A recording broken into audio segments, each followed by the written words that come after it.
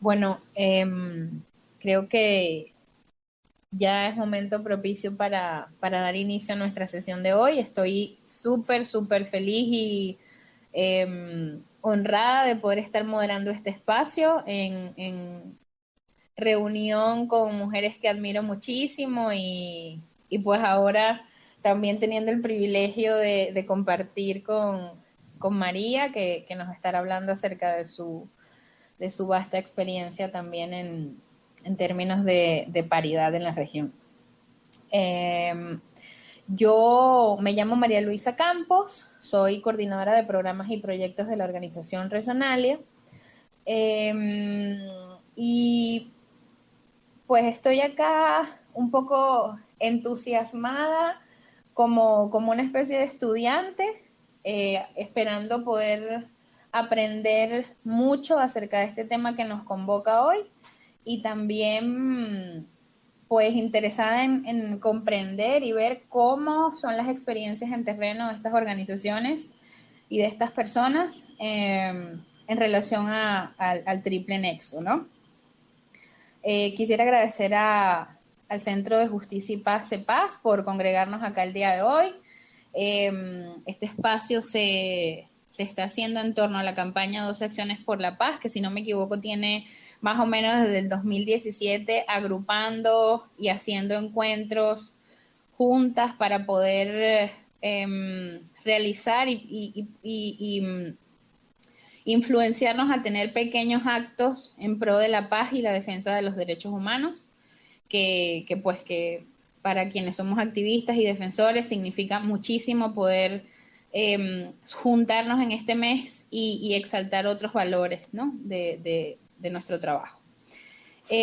También este día es muy importante, bueno, este mes es muy importante para los defensores de derechos humanos porque precisamente en torno a la paz, el desarrollo y la ayuda humanitaria, el 21 de septiembre se celebra el Día Internacional de la Paz en el Mundo. Esta fecha está dedicada al fortalecimiento de los ideales de paz a través de la observación de 24 horas de no violencia y alto al fuego. Bueno, esta temática de la paz tiene muchas ramificaciones que también espero que podamos compartir en esta conversación y, y poder profundizar en nuestra percepción acerca de los diferentes tipos de paz. El día de hoy vamos a estar hablando acerca del triple nexo entre desarrollo, paz y ayuda humanitaria, temáticas que para nosotros aquí en Venezuela especialmente son súper relevantes y vigentes, su discusión, y por supuesto como tener esto en el horizonte de nuestros activismos y de nuestras áreas de incidencia, especialmente en términos legales, jurídicos, qué es lo que le da vigencia a esto, qué es lo que nos acompaña en nuestro ejercicio profesional y de incidencia. Este enfoque del triple nexo, les adelanto un poquito, tiene o surge un poco del reconocimiento de cómo las crisis humanitarias pueden estar causadas y verse afectadas por acciones políticas, y estas acciones políticas fomentan la desigualdad e incrementan la vulnerabilidad de las personas durante el conflicto. Entonces, para poder profundizar acerca de este triple nexo desde sus áreas de especialidad, nos acompaña hoy María Inés Tula, que es doctora en Derecho por la Facultad de Derecho de la Universidad de Buenos Aires, es magíster en Ciencia Política por la Universidad Nacional de San Martín, licenciada en Ciencia Política, investigadora del Consejo Nacional de Investigaciones Científicas y Técnicas del CONICET, trabaja sobre elecciones, partidos políticos, reforma política, participación política de las mujeres y aplicación de nuevas tecnologías en los procesos electorales. También María ha trabajado para organismos internacionales como la Comisión Interamericana de la Mujer, la Organización de Estados Americanos, IDEA, ONU Mujeres, el Programa de Naciones Unidas para el Desarrollo, el Departamento para la Cooperación y Observación Electoral de la OEA. Estoy segura que va a tener mucho que decirnos acerca de este marco legal.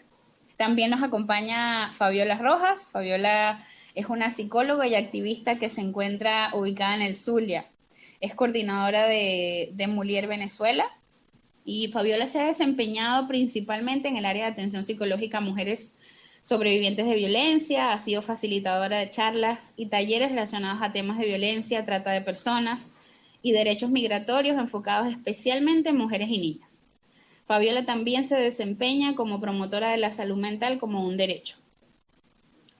Y luego nos acompaña también Luisa Rodríguez Táriba, otra representación venezolana acá. Luisa es activista por los derechos humanos de la salud de las mujeres y tiene más de 20 años de trabajo como activista y defensora.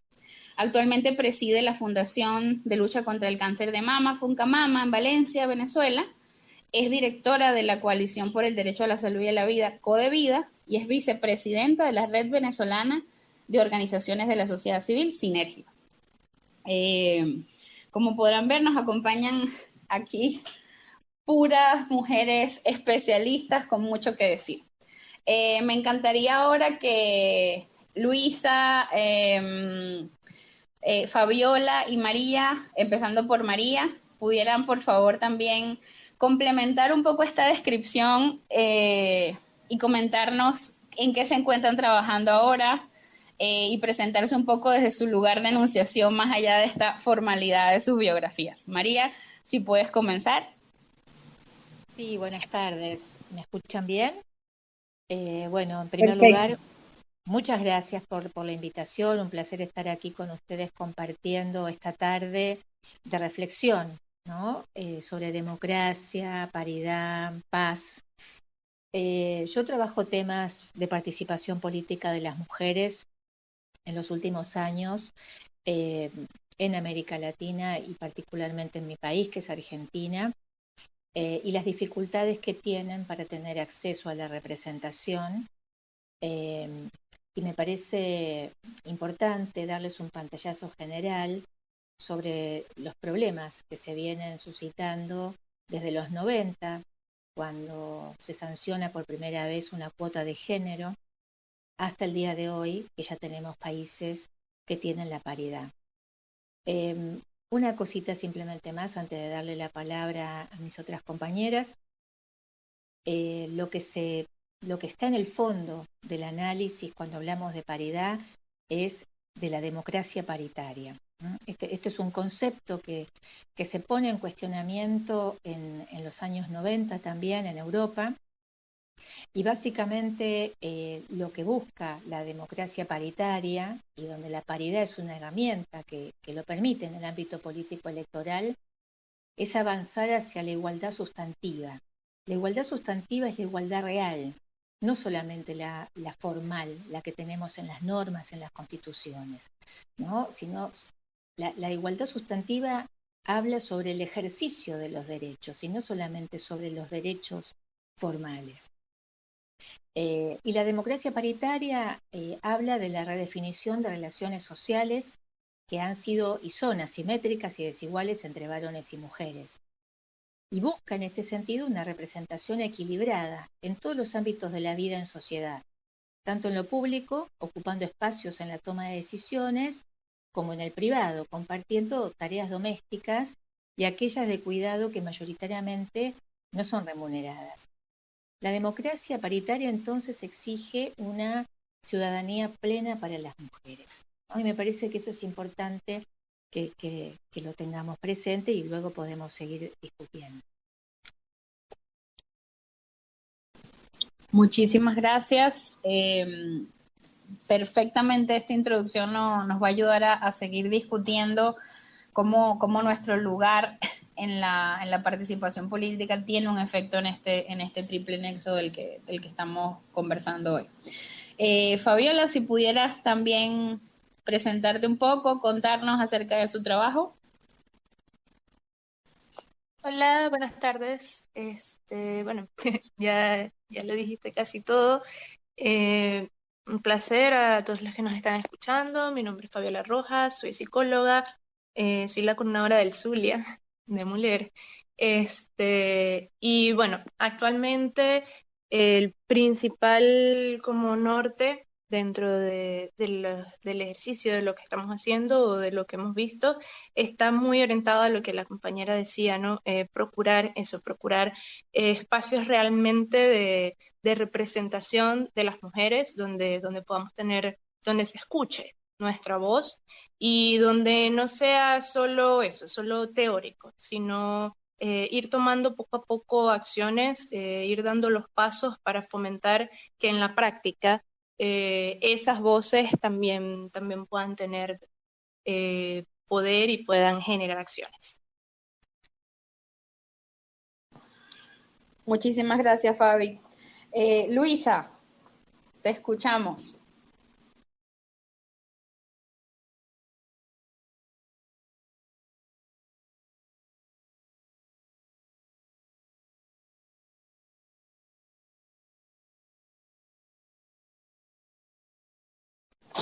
Luisa, ¿estás ahí?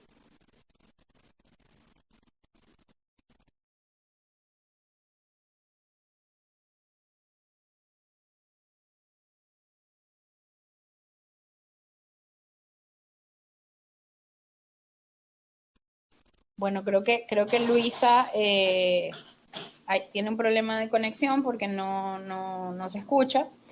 Entonces vamos a continuar la discusión. María Inés, nos hacías una introducción acerca del rol de la democracia paritaria y la necesidad de alcanzar una igualdad sustantiva. ¿Podrías profundizar un poco más acerca de los retos, como nos habías comentado, acerca de los retos en la región para el logro de esta democracia paritaria? Y también me encantaría que pudieras hablar un poco más acerca de la relación que tiene esta democracia paritaria o el logro de estos mecanismos para la democracia paritaria en el desarrollo de la paz. Bueno, cuando hablamos de paridad, estamos buscando un equilibrio entre mujeres y varones, porque obviamente las mujeres hemos llegado mucho tiempo después en el reconocimiento de los derechos. Y en el caso del ámbito político electoral, que es el que yo trabajo, el reconocimiento de estos derechos, en el caso el derecho político, el derecho a votar, no redundó en un derecho de las mujeres a poder ser candidatas en igualdad de condiciones que los hombres. Y básicamente lo que podíamos ver era que las mujeres no era que estaban prohibidas de ser parte de las listas, sino que lo que se movía era más bien una cuestión cultural donde no se las ponía como candidatas. Esto en los 90 fue como una luz de alerta para los organismos internacionales, donde comenzaron a revisar los parlamentos en el mundo y se vio que una parte de la población, las mujeres, no estaban representadas en sus órganos de representación y que había un escaso 4% a nivel mundial. Y eso era necesario revertirlo. ¿Por qué? Porque una democracia implica pluralidad de voces. Y si en esas voces no está representada la mitad de la población, tampoco hay diversidad en la agenda parlamentaria, que en definitiva es la que toma decisiones que involucran a toda la sociedad. Entonces, una de las primeras medidas que se tuvo fue pensar en acciones afirmativas. ¿Cómo hacer para darle lugar a estos sectores vulnerados, estos sectores que estaban alejados estructuralmente para poder integrarlos? Y las cuotas de género primero, como porcentajes mínimos de inclusión de mujeres en las listas y la paridad después, pensando ya en un 50% de mujeres en las listas electorales, con una integración alternada y secuencial para que sea equilibrada también la presentación de mujeres y varones en las listas, es lo que ha llevado a que la presencia de mujeres sea mucho mayor en los órganos de representación. Para dar un ejemplo, tenemos Ecuador, que fue uno de los primeros países en incorporar la paridad, que tiene un 38% de mujeres parlamentarias actualmente. Bolivia un 50%, Costa Rica un 47%, Argentina tiene un 42%. Por lo tanto, estas medidas, primero la cuota de género y ahora la paridad, son medidas que funcionan como medidas inclusivas para que las mujeres puedan tener finalmente acceso a la representación. Y por supuesto que está ligado con la paz, porque hace que todos los actores puedan tener voces e intervengan en un órgano de representación que son finalmente los que, como decía anteriormente, toman decisiones para toda la sociedad. Entonces, estas herramientas, y hablo de la paridad porque es lo que se están trabajando en reformas políticas en América Latina desde 2010 en adelante, para que todos los países la tengan, lo que busca es generar equilibrios entre los géneros, ¿no? Entre varones y mujeres.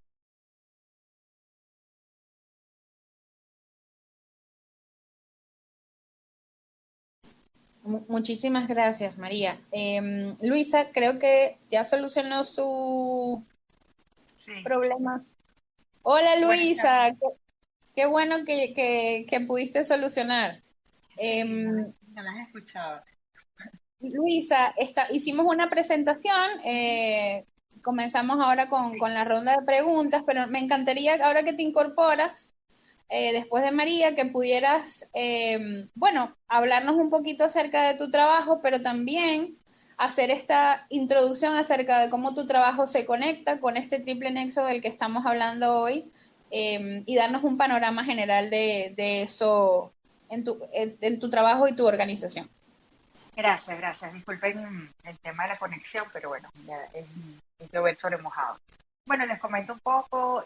Yo tengo más de 20 años trabajando en el área de derecho a la salud de las mujeres y con condiciones de salud de alto costo, condiciones de salud crónicas. Específicamente inicié con todo lo que tiene que ver con cáncer de mama, condición de salud que afecta a de cada 10 mujeres venezolanas, va a afectar en algún momento a por lo menos 8, por lo cual la estadística es una estadística bien alarmante, sobre todo con un sistema de salud el cual no le da respuesta ni en diagnóstico ni en tratamiento a las personas, ¿no?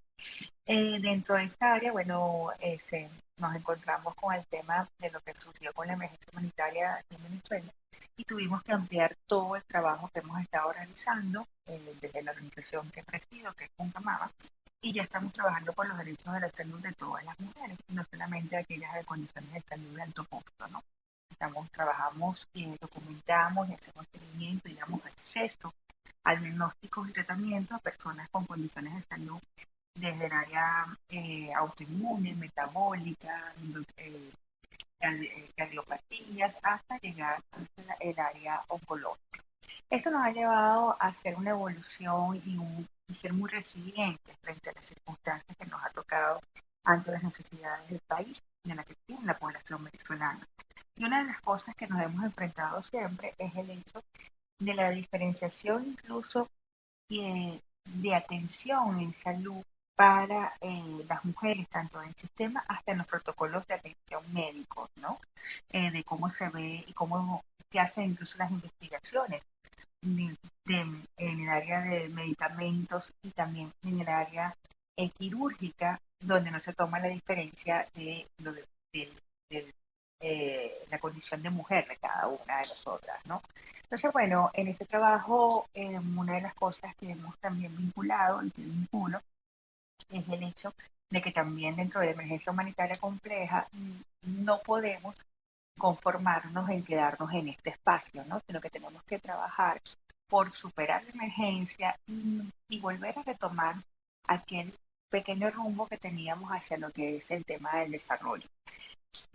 Siempre las personas se preguntan, ¿cómo vamos a hablar de desarrollo dentro de un espacio de emergencia humanitaria compleja? Bueno, hay que hablarlo y hay que, de paso, no perder de vista que hasta allá debe ser el camino donde debemos hacia el cual debemos de transitar con perspectiva de género, ¿no? Con perspectiva, con la visión de paridad, con la visión de inclusión, con la visión de no discriminación y con la visión definitivamente de paz, democracia y desarrollo. Entonces, por supuesto, nosotros cuando estamos hablando del trabajo que estamos haciendo en Venezuela, que hemos estado organizando desde las organizaciones de la sociedad civil, la gran mayoría para nosotros ha sido una forma que lo hicimos improvisadamente, no teníamos la visión clara hacia lo que nos estábamos enfrentando. Es así como a todas aquellas que somos feministas, creo que nos ha sucedido que en algún momento de nuestras vidas no fue que decidimos ser feministas, sino que nos descubrimos que éramos feministas. Bueno, por ejemplo, ese es mi caso. Creo que el caso de muchas compañeras, esta propuesta de este enfoque de hablar del triple nexo, indudablemente las organizaciones que hemos estado trabajando durante todos estos años en torno a la emergencia humanitaria compleja y con la visión de desarrollo, nos damos cuenta que hemos estado trabajando de una u otra manera por este triple nexo. Y eso creo que es importante, y no me quiero extender más, pero que quiero que lo tengamos en cuenta, porque a veces cuando llegamos a estos enfoques que parece que son innovadores, que no lo comprendemos porque no terminamos de entender cuál es nuestro rol dentro de estos procesos. Pero les puedo asegurar, y más aún agradecida de estar en este espacio, y más aún con personas tan brillantes como son mis compañeras, vamos a poder conversar sobre esto y entender cómo nuestro trabajo, cómo nuestras acciones, desde lo micro hasta lo macro, desde lo regional, desde la comunidad, hasta lo nacional e internacional, se está vinculando con el triple nexo. Gracias, Carmen. Muchísimas gracias, Luisa. Ahorita volvemos a esto que nos acabas de introducir, porque creo que es muy importante. Me gustaría, Fabiola, si me disculpas aquí porque tengo unas preguntas también para ti, que pudiera continuar María Inés con esta idea. Y me gustaría, María Inés, siendo que eres abogada, que pudieras profundizar un poco más acerca de el marco legal internacional, si es que existe, o regional, que sustente la participación democrática, la participación paritaria de nosotras como mujeres, y también, si es posible, que nos comentes acerca de los retos para poder, especialmente en nuestra región, en nuestro país con emergencias humanitarias, pero también donde hay emergencias climáticas, donde hay flujo de migraciones, es decir, todos los cambios políticos que estamos pasando, ¿cuáles son esos retos para la democracia en estos contextos, para el logro de la democracia paritaria en estos contextos de emergencia?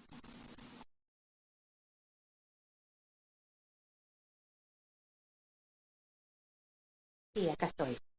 Bueno, yo quiero aclarar que yo no soy abogada, soy politóloga de la Universidad de Buenos Aires y tengo un doctorado en Derecho. Pero bien, hay un marco, por supuesto, hay un marco legal internacional que habla sobre los derechos de las mujeres en términos de, primero, la discriminación que sufrimos las mujeres comparado con los hombres, y luego la cuestión de la violencia. Para mí hay dos normas básicas.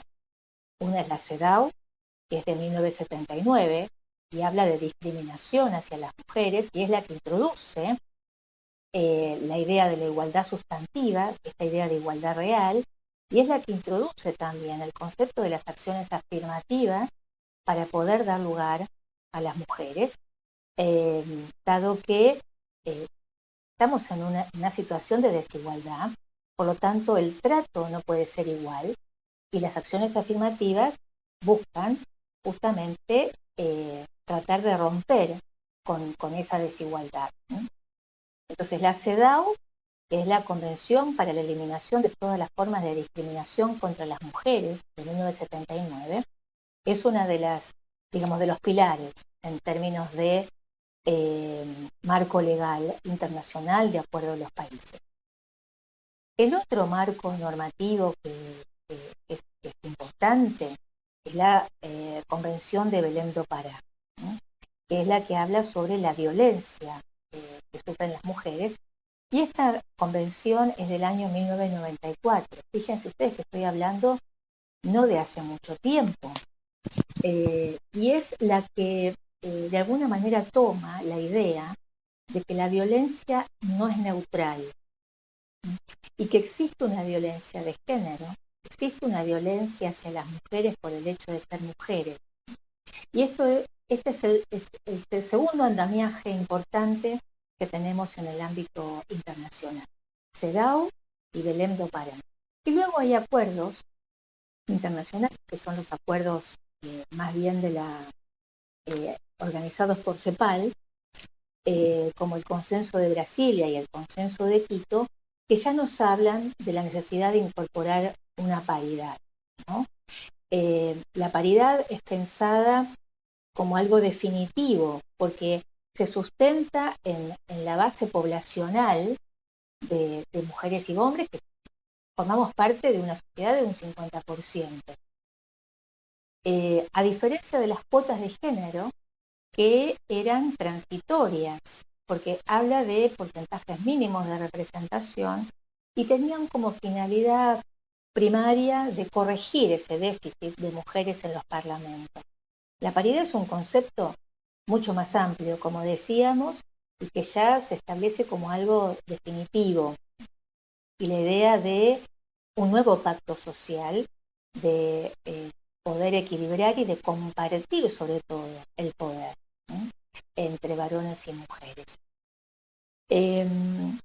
Una cosita más, relacionado con la cuestión de la paz. Una cuestión, por supuesto, en el acceso a la participación de las mujeres, no todo es color de rosa, por supuesto, tenemos las legislaciones, pero luego el ejercicio de esos derechos, bueno, puede haber determinados obstáculos, hay muchas resistencias en compartir justamente el poder, ¿no? Hay muchas resistencias por parte de los partidos políticos y esto muchas veces se traduce en violencia. Hay muchos trabajos empíricos que relacionan la cuestión de las normas electorales que promueven a las mujeres con mayor violencia, ¿no? En los países que tienen paridad empieza a haber violencia contra las mujeres porque justamente la cuestión es compartir el poder.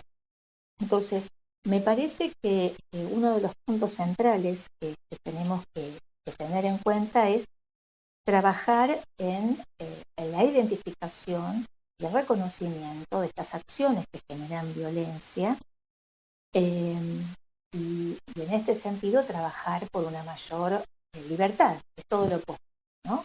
Todo lo opuesto a una democracia, si tenemos que pensar en tres condiciones básicas que incluyan a las mujeres, es primero el principio de igualdad, segundo el de la libertad, que se contrapone por supuesto a la violencia y a la paz, y tercero el gobierno de la mayoría, pero con respeto de las minorías, ¿no? Todas las minorías tienen que estar en algún punto también incluidas. Entonces, me parece que lo sustantivo de esto es pensar que la participación política de las mujeres, el avance de la paridad, la conquista del poder, también tiene sus sinsabores en estas cuestiones de trabajar para identificar la violencia y promover finalmente la igualdad sustantiva.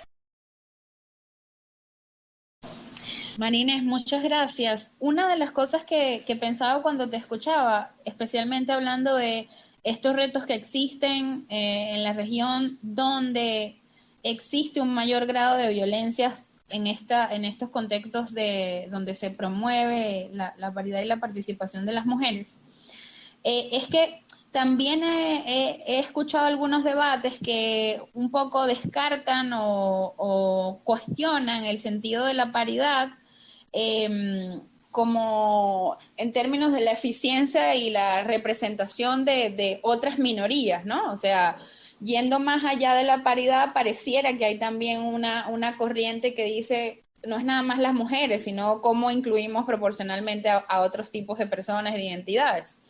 ¿Pudieras hablarnos un poco más de estos retos para el establecimiento de la democracia paritaria en la región y profundizar también en esto de las violencias políticas que se manifiestan contra las mujeres? Y un poco también para las personas que nos escuchan, nos encantaría que pudieran ir dejando preguntas en la cajita de preguntas abajo.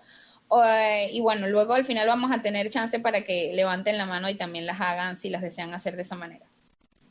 Sí, bueno, a ver, me parece que para empezar tendríamos que ubicar 2012, el año en donde en Bolivia se aprueba una ley integral de violencia política contra las mujeres, porque es el primer país en que se hace visible a partir de un femicidio de una concejala que había ido como candidata y que luego, haciendo uso de maniobras políticas, los varones le impedían el acceso al cargo, si tenía la obligación de ir como candidata en la lista porque no se oficializaba, pero luego cuando tenían que acceder al cargo les pedían la renuncia.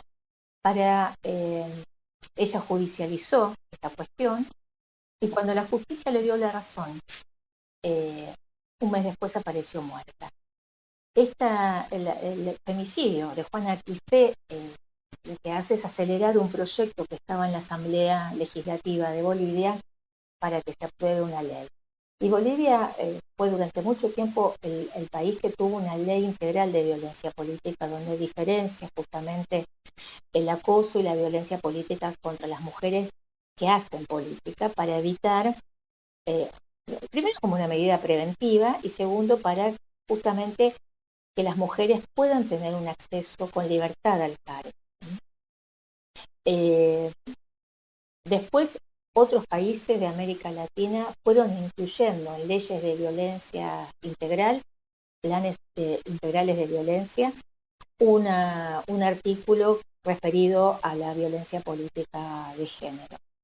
Pero si queremos especificar mucho más, tenemos a la Comisión Interamericana de Mujeres de la OEA, que sacó en 2015 una ley modelo interamericana de violencia política contra las mujeres, que es una ley modelo que sirve como parámetro para analizar dentro de los partidos políticos, en los procesos electorales y en la acción de gobierno, cuáles son qué indicadores podemos tener nosotros respecto a lo que es violencia y qué no es violencia, ¿no?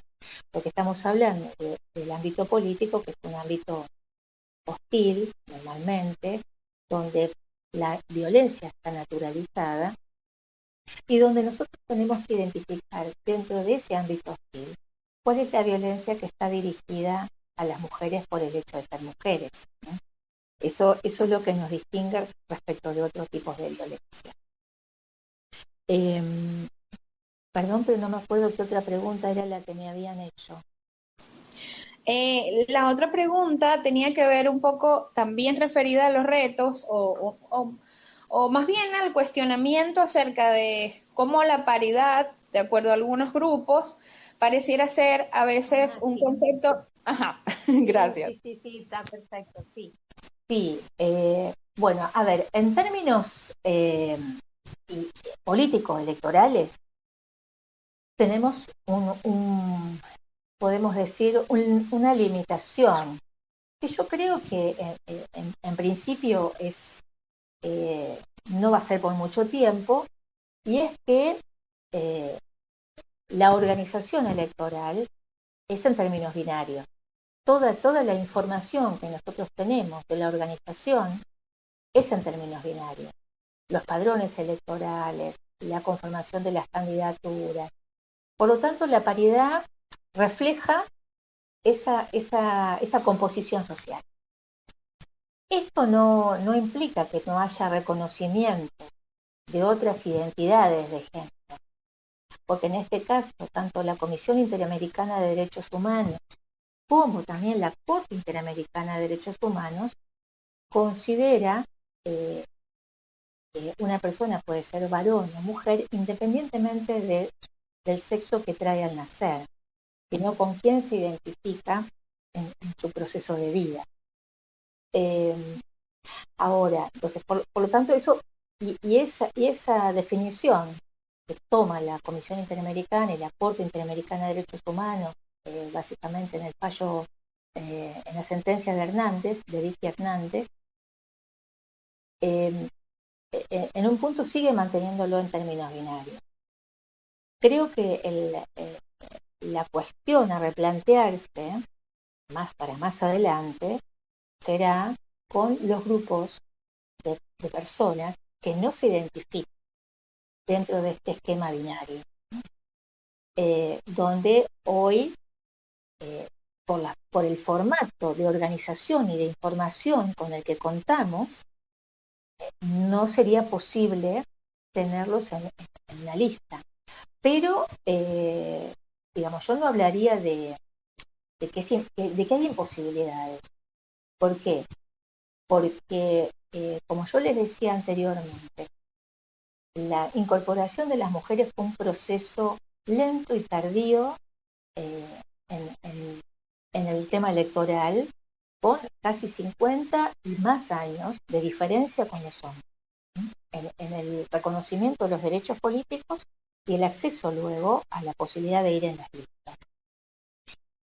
Ahora, hubo elementos en algunos países con minorías étnicas, raciales, multilingüales, religiosas, que lo que hicieron fue incluir estas minorías dentro de sus órganos representativos a través de bancas reservadas, limitando un porcentaje de bancas fijas en sus órganos de representación para estos grupos minoritarios que también tenían que tener algún tipo de participación y de voz, incluirlas también, ¿sí?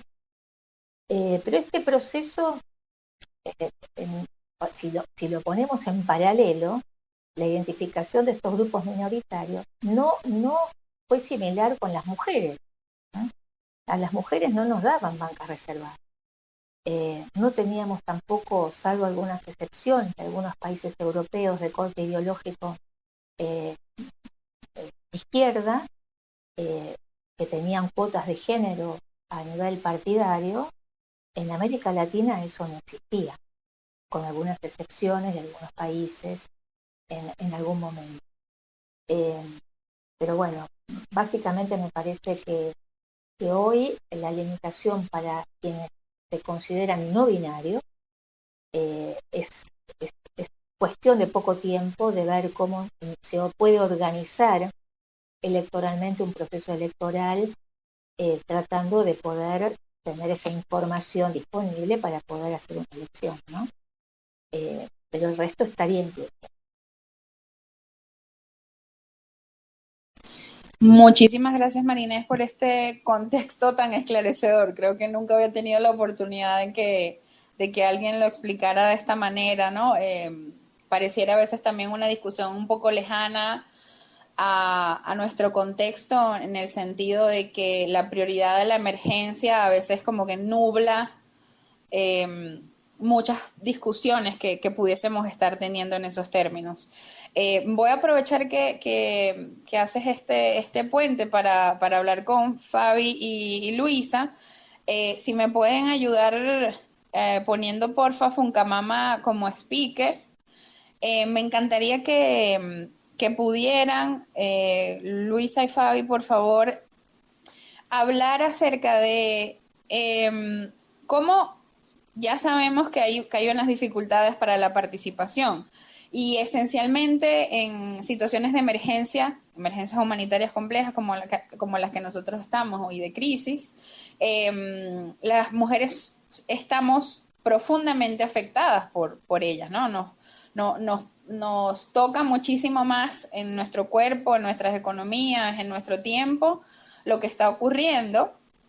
Y me gustaría que pudieran hablar acerca de su experiencia de cuán relevante es la participación de las mujeres en estos contextos, y cómo ha sido la experiencia de encontrar espacios para que participemos en estos entornos.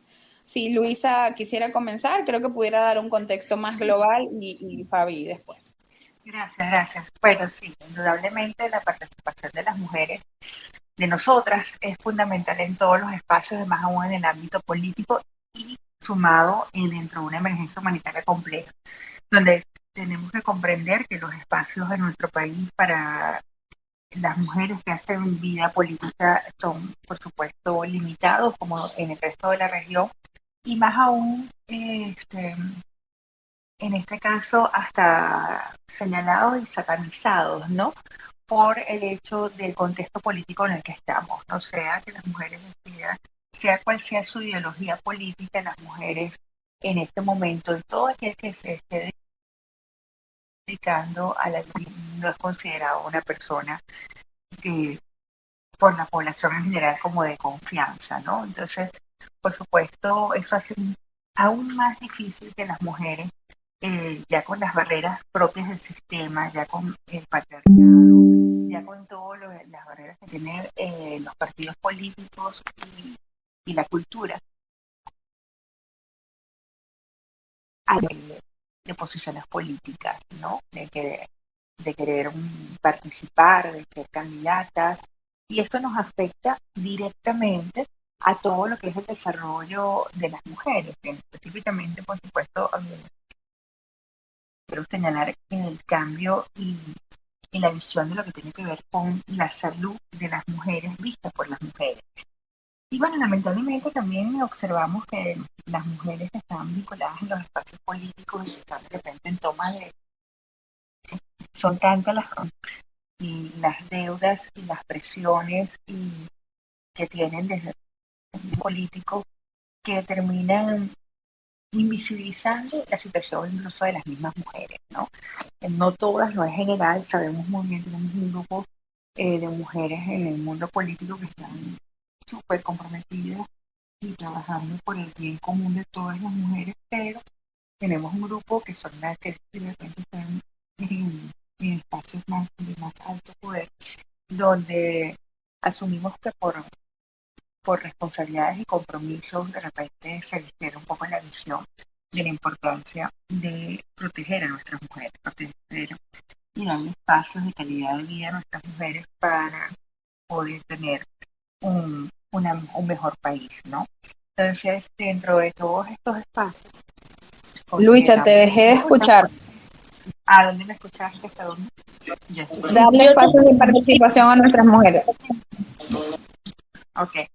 Comentaba que esto, que en espacios de toma de poder, no garantiza que las decisiones sean equitativas por todas las y que sean incluyentes hacia las mujeres, pero bueno, las mismas presiones que ellas están sometidas dentro de sus procesos individuales, ¿no?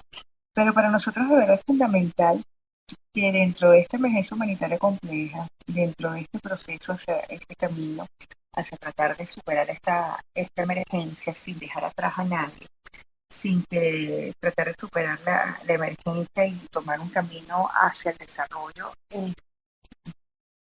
deje de atender a todas las personas, a las más de 17 millones de personas que tenemos con necesidades humanitarias, no dejarlas de atender, no dejarlas de ver, pero sobre todo no dejar de tomar las decisiones que competen al beneficio de estas. Y aquí también quiero detenerme un poco porque siempre hablamos de personas con poder y tomas de decisiones y pensamos, por supuesto, la última palabra la tienen los funcionarios públicos, las personas de gobierno, pero también dentro de estos entornos de emergencia tenemos actores que influyen en las tomas de decisiones y de las respuestas hacia las mujeres.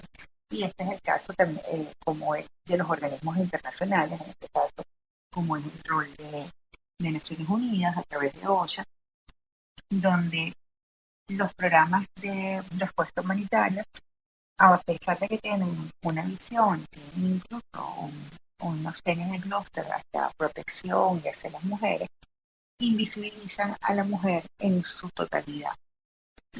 No solamente las mujeres que tienen derecho a la educación, no solamente las mujeres que son madres o que tienen una vida sexual activa tienen derechos a ser protegidas, sino también las mujeres que tienen condiciones de salud, las mujeres que en algún momento van a desarrollar condiciones de salud. Y esto nos preocupa muchísimo porque también de parte de la respuesta humanitaria en el país hay discriminación, invisibilización de la situación de las mujeres. Entonces, consideramos en esta búsqueda de una acción humanitaria que se vincule con la cooperación para el desarrollo y la construcción de paz, tenemos que generar estos espacios de entendimiento donde entendamos la visión completa de la situación de las personas y de las mujeres vulnerables que sufren violencia, que sufren hambre, que tienen enfermedades, que por supuesto no tienen acceso a la educación que tienen es muy baja o no llegan a completar el, el circuito, el sistema educativo, que viven en pobreza, que además están en opresión, que sufren de desplazamiento por estas migraciones forzadas, e incluso las migraciones internas entre el mismo país por necesidades de algo tan sencillo como el agua y servicios públicos y, por supuesto, todo lo que tiene que ver y la parte que me compete directamente es la cantidad de muertes evitables de mujeres que podríamos tener si lográsemos que, así como está diciendo Mari, tuviéramos una democracia paritaria. Muchísimas gracias, Luisa. Es muy interesante esta perspectiva que das porque efectivamente, y creo que es algo que podemos compartir todas acá y desde la intervención de Marinés lo podemos ir viendo, ¿no? La integralidad de la respuesta que se necesita para alcanzar la paz es esencial y por eso mientras logramos la participación, también estamos hablando acerca de lo importante que es que estemos ahí, ¿por qué?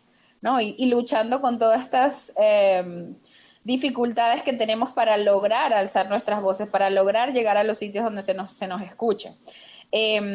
Pensando un poco en las particularidades del contexto en el que estamos, Fabiola, me gustaría que pudieras profundizar en esto que ya nos introdujo Luisa, que es las implicaciones para nosotras como mujeres de vivir en un contexto de emergencia humanitaria y falla institucional generalizada y específicamente, Fabiola, ¿cuál es el impacto psicológico y social de esta violencia, ¿no? Que tiene efectos, por supuesto, en la participación también. Hola, bueno, claramente para nadie es un secreto que una emergencia humanitaria compleja como la que atraviesa este país afecta a todas las personas que viven en él. Sin embargo, pues la vivencia diferencial de las mujeres es significativa, porque además por ejemplo, por razones sociales, estar encargadas de labores de cuidado o cualquier otra responsabilidad, ¿sabes? De las que generalmente se nos adjudican en el hogar, también nos vemos muchas veces en la necesidad de trabajar o estudiar o hacer cualquier cantidad de cosas que de por sí se complican y se dificultan en medio de un contexto como el que estamos viviendo.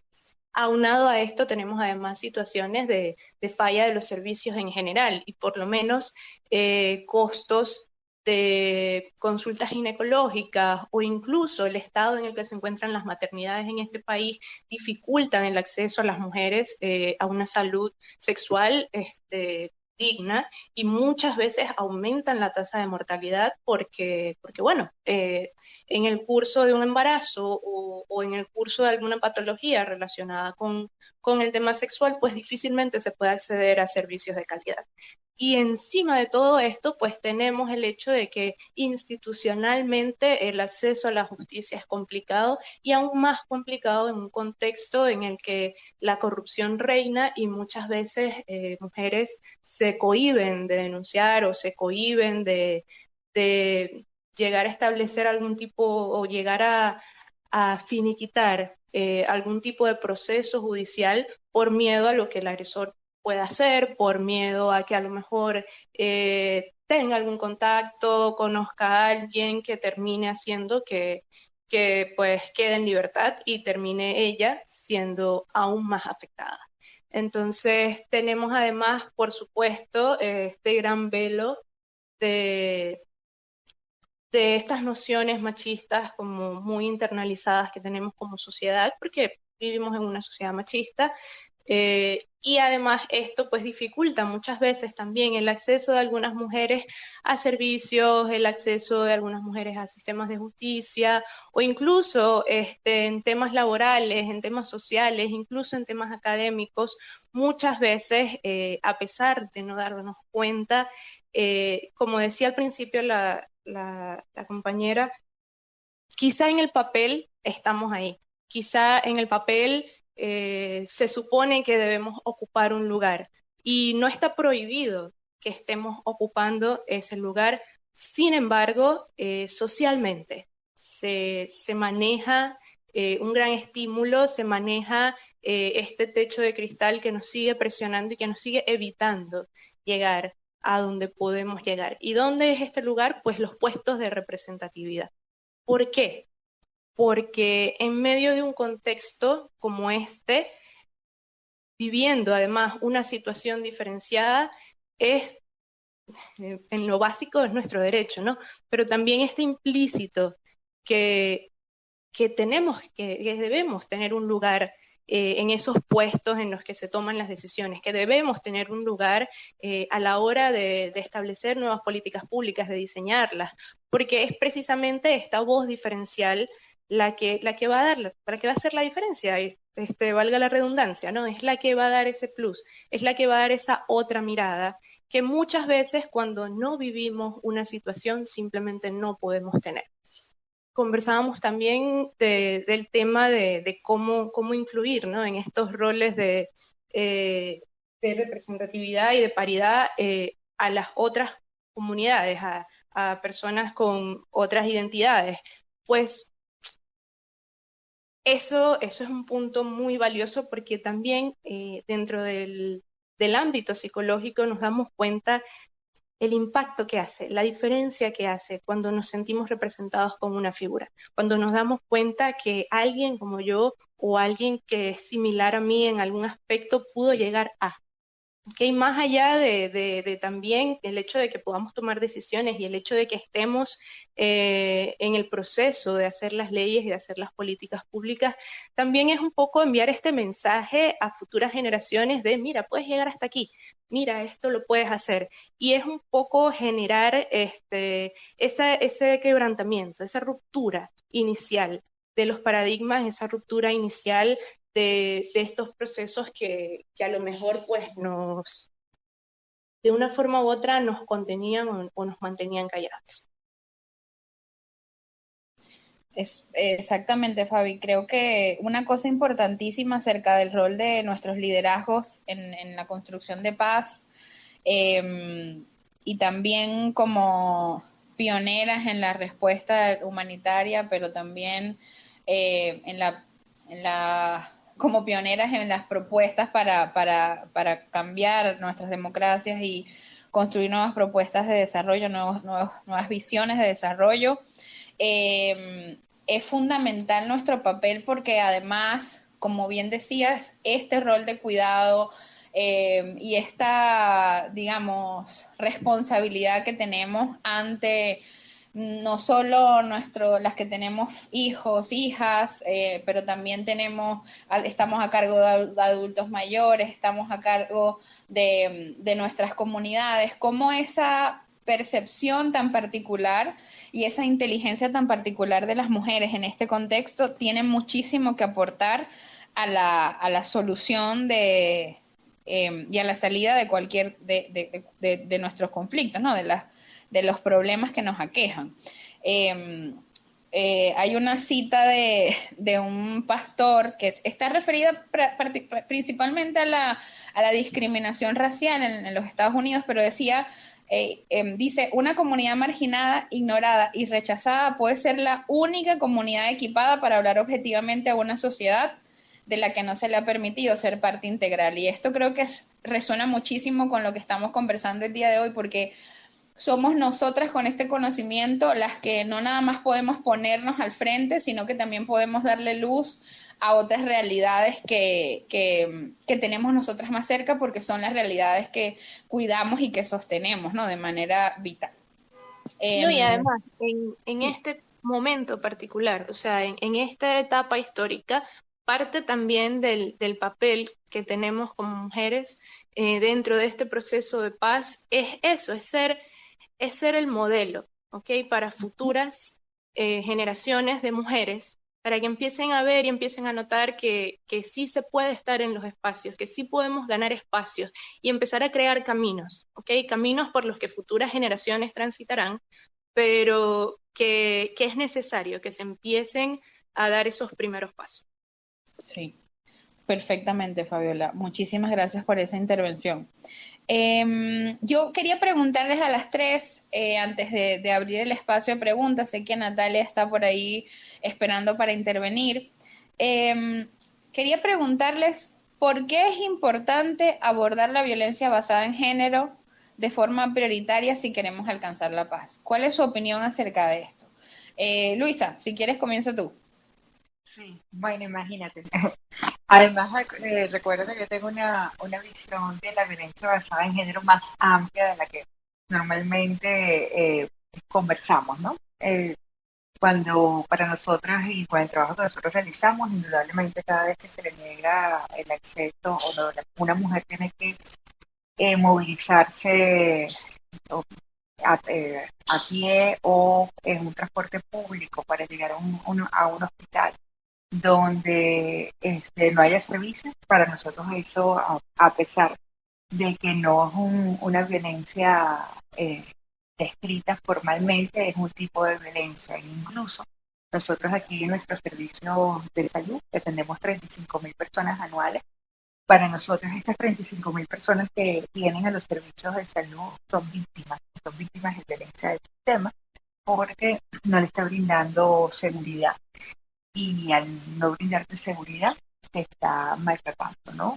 Entonces, indudablemente, mientras dentro de las emergencias y entre los países con crisis económica, estos problemas se agudizan y se profundizan, la violencia doméstica, y entendiendo y hablando más allá de la violencia que siempre se, comercialmente se vende, ¿no? Con el tema de la mujer maltratada, golpeada, la violencia, por supuesto, el tema de las violaciones y feminicidios, pero hay otra violencia que, como bien todas las conocemos, pero que a veces se nos quedan atrás también, que es esta violencia psicológica, ¿no? Entonces, en un país en emergencia, donde las mujeres no tienen acceso ni a servicios públicos, ni a educación, como ya lo hemos mencionado varias veces, ni a servicios de salud, eh, menos tienen acceso a la autonomía económica. Y creo que ahí debemos de coincidir todas en la importancia de tener autonomía e independencia económica para reducir la violencia. Si nosotras logramos, como bien como estamos hablando, de seguir construyendo este camino, el cual estamos recorriendo porque muchas mujeres a lo largo de décadas, igual de casi que siglos han estado trabajando para que nosotros estemos conversando hoy. Tenemos este trabajo que hacer, fomentar y hacer visible de que necesitamos autonomía e independencia económica para nuestras mujeres, para poder superar la emergencia y poder eh, evitar todas estas tragedias que estamos viviendo, como esta trata que se ha agudizado muchísimo más en nuestro país, y la esclavitud, porque tenemos muy bien la información y todas lo hemos reportado sobre cómo las familias mandan a sus hijas a que trabajen como trabajadoras sexuales, y los que terminan cobrando el dinero son las mismas familias, ¿no? Entonces, sin disminución de la violencia, sin crear la conciencia incluso de las mismas mujeres de que vivimos un mundo violento donde todas, todas, sin discriminación alguna, hemos sido víctimas de un tipo de violencia, eh, y que reconocerlo no nos hace débiles, sino que más bien nos hace fuertes, nos hace eh, empáticas y promueve la sororidad. Es imposible que nosotros podamos llegar a unos procesos democráticos, un proceso de superación de emergencia y un proceso de desarrollo. Entonces, fundamental entender, y hago esa invitación a que entendamos la violencia más allá de lo que los organismos internacionales nos hacen medir, y más allá de lo que está estipulado en los marcos legales, y entendamos la violencia como un todo, y que nos reconozcamos cada una que en algún momento hemos sido objeto de algún tipo de violencia. En cambio. Muchísimas gracias, Luisa. Excelente intervención. María Inés, ¿por qué crees que es necesario abordar estas violencias si queremos alcanzar la paz? Sí, bueno, coincido mucho con la descripción que hizo la compañera anteriormente.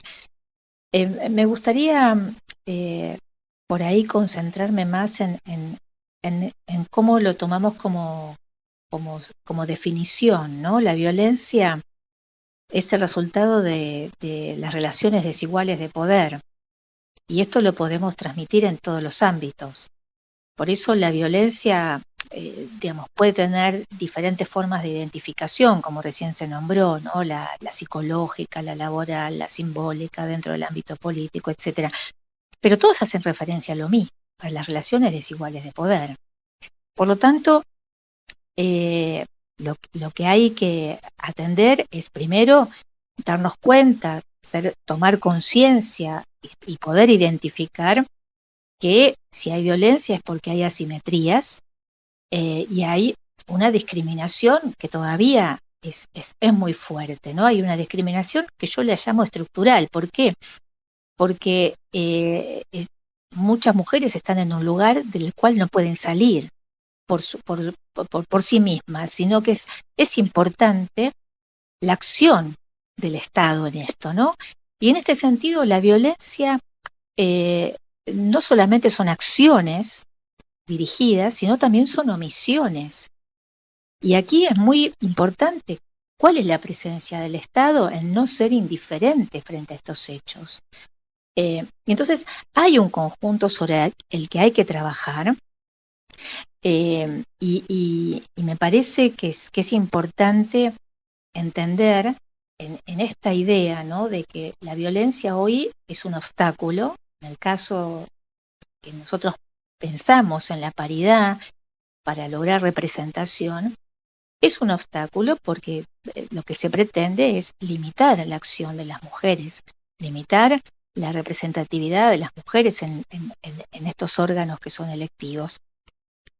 Y para eso voy a citar a una autora que es Nancy Fraser, que ella habla sobre, digamos, todo este contexto y lo resume, o la interpretación que yo hago, digamos, de su trabajo, básicamente resumido en, en la idea de que para que la mujer tenga un lugar, las mujeres como colectivo social, ¿no? Hablo en plural, las mujeres como colectivo social tengamos un lugar y seamos reconocidas, tiene que haber primero reconocimiento.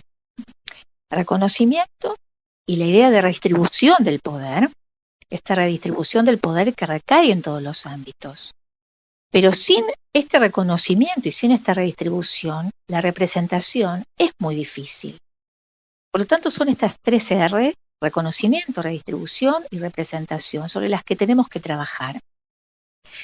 Y en el caso de la violencia, entorpece en este camino, ¿no? Del reconocimiento, de la redistribución y de la representación. Y es importante poder identificarla porque de alguna manera también limita la autonomía de las mujeres.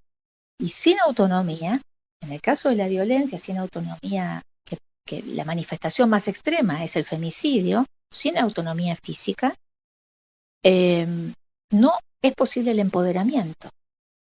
Y, y esto de lo que hablamos es un proceso, ir hacia la paz, es un proceso de construcción en donde también se requiere construir procesos de liderazgos femeninos, ¿no?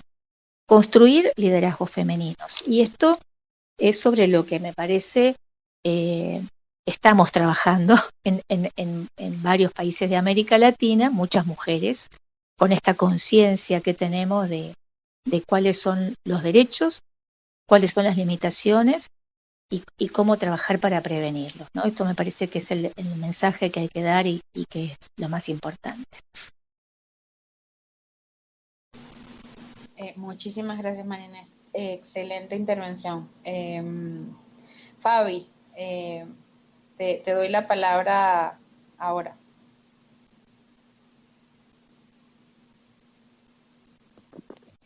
Bueno, lo principal es que si estamos buscando una promoción de paz, primero tenemos que ver desde qué punto estamos mirando esa paz, ¿no? Desde qué enfoque. Uno de los principales pudiese ser la paz es un estado de bienestar, ¿ok? ¿Cómo podemos promover un bienestar colectivo cuando la mitad de la población se encuentra experimentando constantemente hechos de violencia? ¿Cómo podemos establecer algún tipo de bienestar colectivo cuando la mitad de la población tiene un acceso desigual al sistema de justicia, cuando intenta denunciar esa violencia que experimenta? ¿Cómo podemos establecer una paz, ¿ok? Cuando la mitad de la población muchas veces dice que está siendo violentada, informa que se siente vulnerada, pero no se le escucha, no se le presta atención, porque se considera que eso que ella está expresando puede que no sea violencia, cuando ya sabemos teóricamente que lo es. Ese sería como el punto central en el aspecto, pues, psicológico y social de por qué debemos trabajar en la violencia basada en género ¿sabes? Como un tema prioritario a la hora de intentar obtener paz. Porque precisamente para hablar de paz necesitamos bienestar en muchos aspectos, necesitamos bienestar psicológico.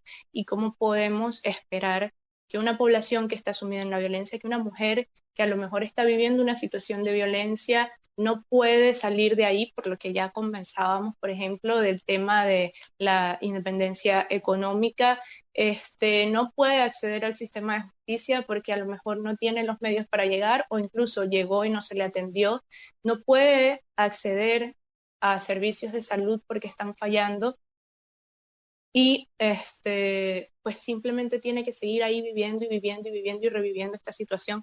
¿Cómo podemos esperar que ella tenga algún tipo de bienestar psicológico o incluso físico? ¿Okay? Y si esa población no está siendo atendida, si ese malestar, si esa situación no está siendo priorizada, difícilmente podemos llegar a un bienestar colectivo, podemos llegar a un estado de paz. ¿Y por qué hablo puntualmente otra vez de lo de la falla de los servicios? Porque es que eso también es una forma de violentar. ¿Okay? El hecho de que esas situaciones se sigan repitiendo sistémicamente y estructuralmente es violencia también. Y es parte de lo que en un contexto como el venezolano se debe priorizar a la hora de abordar los temas relacionados a violencia basada en género. También desde un punto de vista social, pues el hecho de ver la impunidad como algo cotidiano, el hecho de normalizar situaciones de violencia, incluso desde la infancia, nos hace un poco también cuesta arriba, ¿no? Trabajar ese tema de la paz, trabajar ese norte, porque a nivel social, si yo veo que la impunidad es norma, más allá pues, de la perspectiva moral de, ok, voy a hacer lo correcto por hacer lo correcto, ¿qué me motiva a mí a hacer lo correcto? ¿Qué me obliga a mí a hacer lo correcto? Porque ese es el detalle cuando trabajamos con las masas, ¿no? Hay un poco mucho de norma, de estructura y de estabilidad, y si esa estructura está quebrada, ¿qué es lo que me orienta a mí a cumplir con la ley? ¿Qué es lo que me orienta a mí a hacer lo correcto? Entonces, desde ese enfoque, creo que es muy importante, es prioritario trabajar el tema de la violencia basada en género como una forma de generar una base de estabilidad y de bienestar colectivo que nos pueda impulsar a los temas de paz. Muchísimas gracias, Fabi. Cuando te escuchaba pensaba que qué difícil, a pesar de todos los datos que nos han dado y de todas las opciones y alternativas, es bien difícil pensar la paz porque no la hemos vivido. Entonces, esta discusión de pensar la paz como la ausencia de violencia siempre nos ha terminado llevando a estos callejones sin salida donde no estamos abordando las causas estructurales de esta violencia que lleva al conflicto, que lleva a las desigualdades. Y bueno, es un reto grandísimo pensar cómo nos proponemos encarnar la paz, cómo nos proponemos descubrir qué es la paz, ¿no?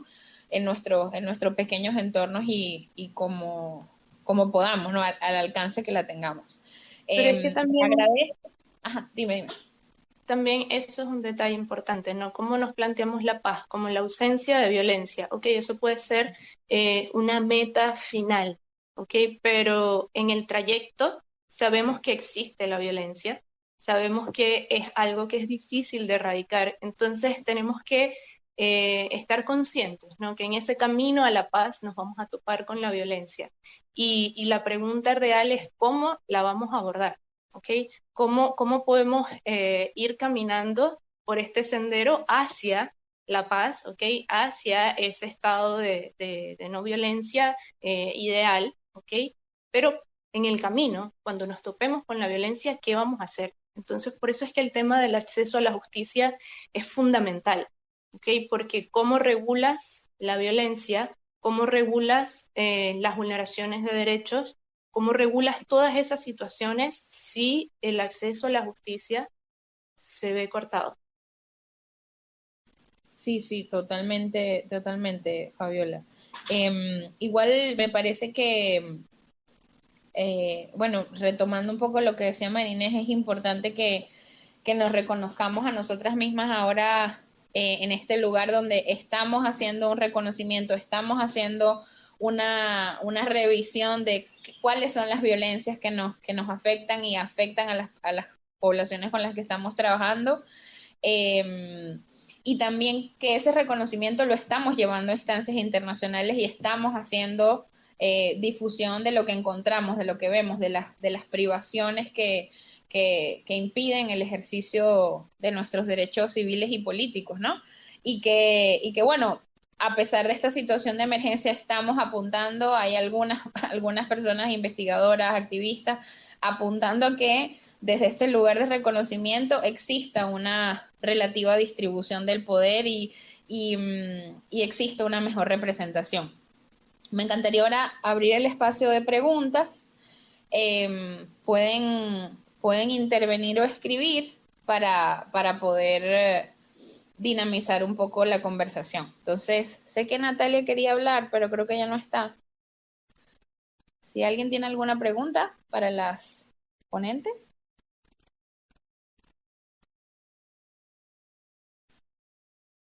Creo que no hay ninguna por allí. Yo para cerrar quería hacerle una pregunta a las tres, una pregunta muy, muy pequeñita, y es que más allá bueno, de nuestros conocimientos profesionales, todas estamos trabajando porque tenemos un deseo, ¿no? Y un deseo, una vocación que nos motiva. Y me gustaría que todas brevemente me pudieran comentar cuál es este motor que las mantiene siendo líderes y trabajando por la construcción de paz, por la construcción de mejores democracias y por la defensa de nuestros derechos. Marinés, si quieres comienzas tú.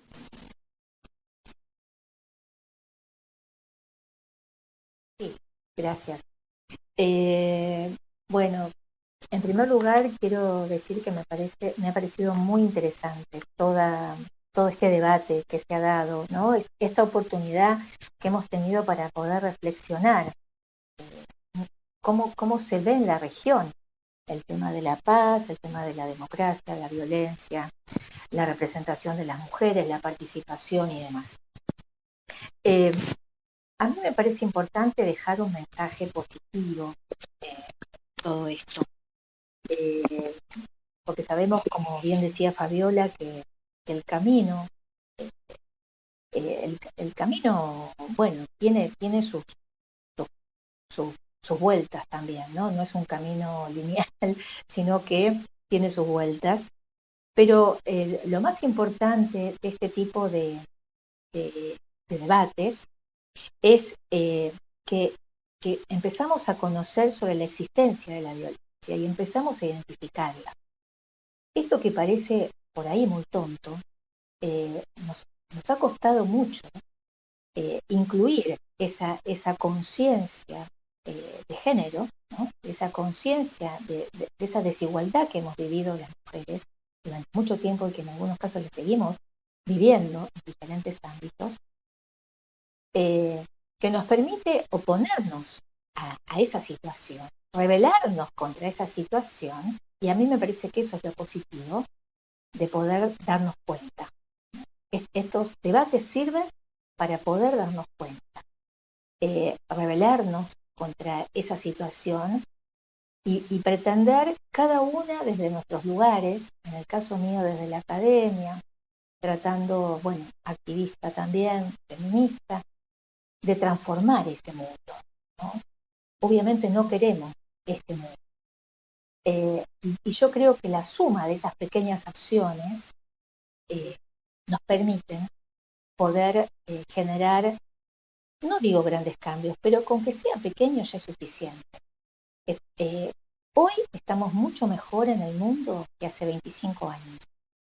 Es cuando surge todo este debate. Y me parece que lo importante es ser conscientes de eso y trabajar para poder oponernos y cambiar el espacio donde estamos. Muchísimas gracias, Marine. Luisa. Bueno, Marina, me encantó, por supuesto, y ha sido un placer compartir con ustedes esta tarde. Súper interesante y nutritivo. Creo que todas las intervenciones hemos sido muy francas y esto creo que también siempre hay que rescatarlo, ¿no? Hablar desde la sinceridad y de la experticia hace muy valioso este espacio por esta iniciativa nuevamente. Fíjate, Mari, tú me preguntas de cuál es el motivo para seguir trabajando y dedicarnos a, a este estilo de vida, el cual tomamos la decisión de hacerla y que tomamos todos los días la decisión de continuar, y más a un país donde de repente no estamos tan mal como han estado otros, pero para nuestras circunstancias es un proceso muy fuerte, ¿no? Y te diría que es este compromiso y esta responsabilidad intergeneracional que tenemos. Como lo comenté, estamos aquí gracias a una cantidad de mujeres que nos dieron el espacio para poder transitar este camino. Muy bien, como dice Marinés, estamos mejor que hace 25 años. E incluso diría que en Venezuela, eh, a pesar que la situación económica, política y social no es como la de hace 25 años atrás, muy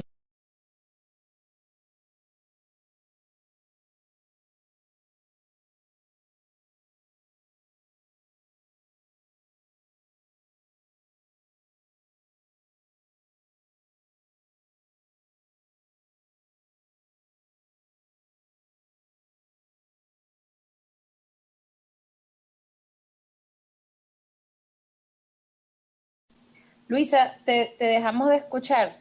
Disculpa. A ver, ¿me escuchaste otra vez? ¿Hasta dónde me Sí, ahora escuchaste? sí. Ajá. ¿Hasta dónde me lo has escuchado? Si puedes Este, repetir los últimos 10 segundos porque estaba ay, pensando si estaba fallando yo. no, no, está bien, disculpa. Comentaba que, bueno, creo que me lograron escuchar sobre que estamos mejor que hace 25 años atrás, tanto en Venezuela como en el mundo, como lo está diciendo Marinés, y que el movimiento de mujeres en Venezuela, a pesar de lo mal que pueda estar el país o como no está de la forma que nos gustaría que estuviese, hay un gran movimiento y esto hay que reconocerlo y bueno, como popularmente dicen, cada crisis es una oportunidad, ¿no? Y esto ha sido una oportunidad de que desde las fallas del sistema, nosotras las mujeres hayamos tomado la decisión de vincularnos y seguir construyendo este camino hacia esa paz que no sabemos cuál es, porque al final cada quien tiene su paz, su visión, pero sí por lo menos un sistema que respete los derechos humanos de todas las personas, tanto de hombres como mujeres, y que tengamos también un sistema de justicia que le dé respuesta a todas las necesidades y todas las denuncias a las cuales diariamente, o las denuncias, no, las violencias, porque no todo se llega a denunciar.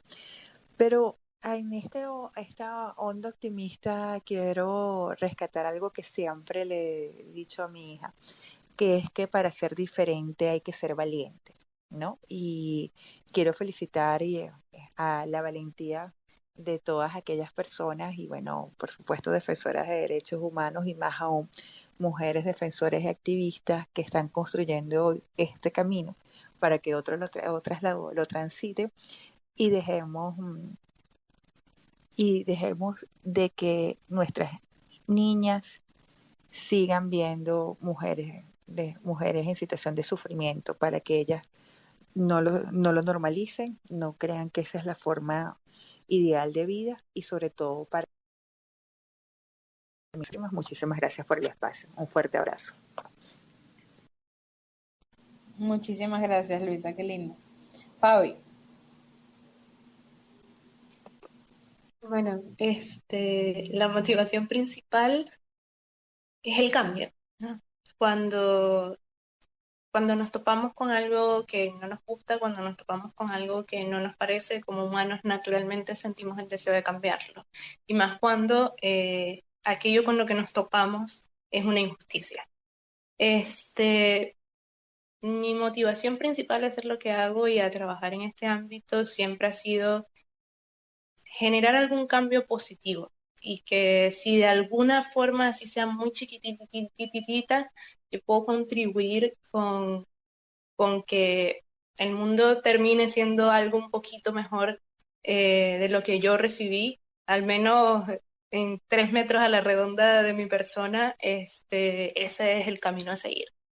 En líneas generales, pues súper suscribo este cierre optimista porque es cierto, el camino se ve duro, pero aquí estamos y es transitable y lo vamos a lograr, ¿ok? Lo podemos lograr porque hemos visto, la historia nos ha enseñado que los cambios son posibles, que los cambios son reales.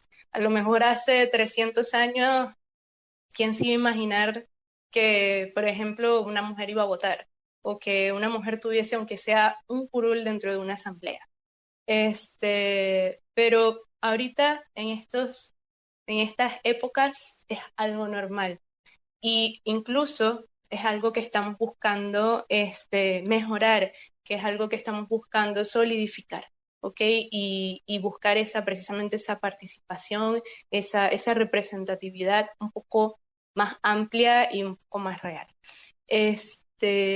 En ese orden de ideas, pues lo que estamos buscando es un cambio posible y es un norte, ¿ok? Es un camino que empezamos a transitar y que está ya dejando frutos y seguirá dejando frutos a las próximas generaciones. Y espero ya de verdad que uno de esos frutos que deje sea el hecho de que esta nueva generación de mujeres y las que vendrán se den cuenta que sí tienen un lugar en esos espacios de toma de decisiones y que muy probablemente no sea un lugar que tengan que arrancar con las uñas, sino que se les pueda dar y que se les pueda ofrecer, esté dentro de su abanico de posibilidades de la misma manera que lo está para los pares compañeros hombres.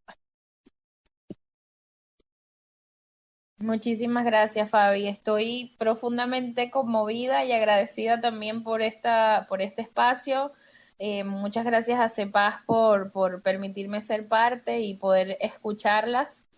Les agradezco por el vocabulario que nos hace tanta falta. Les agradezco porque las tres son un ejemplo de reivindicación de la inteligencia femenina y también de cómo la sororidad se pone en práctica para enfrentar estas desigualdades de las que estamos hablando y en las que estamos y que estamos abordando cada una desde nuestros lugares.